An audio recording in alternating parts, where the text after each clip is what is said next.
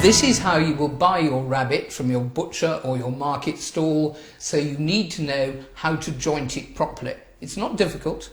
All you do is remember that you need to take the legs off first and just find where the joint in the bone is and bend it back, and then you can just cut through. I love the thought that since time immemorial,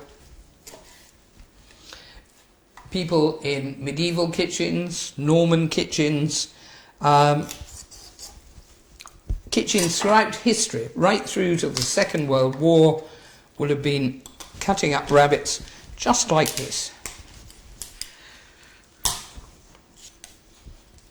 And this bit, which is the loin of the rabbit, where you see you've got the fillets of the rabbit, so this is really the best bit of the rabbit. It's like fillet steak, but for rabbits.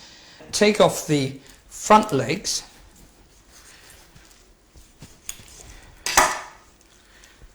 and you can use a meat hammer or a rolling pin to bash the joints if you find them too hard to cut through, but really a sharp knife should be able to do the trick quite easily. You need to not be afraid of handling food.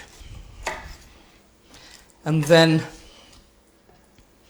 again, this is the forequarter of the rabbit, what you would describe in a piece of beef or a piece of mutton as the saddle.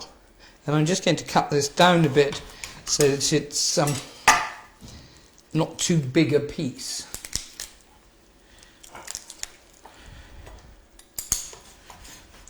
There we are. And there you have your various bits of assorted rabbit.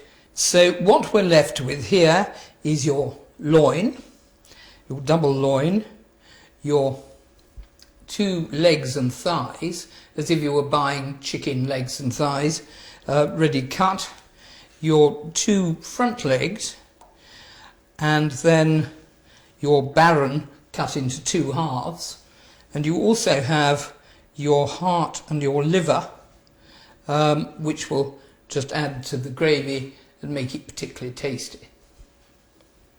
If you think this looks grisly, all I can say to you really is, don't be so ridiculous.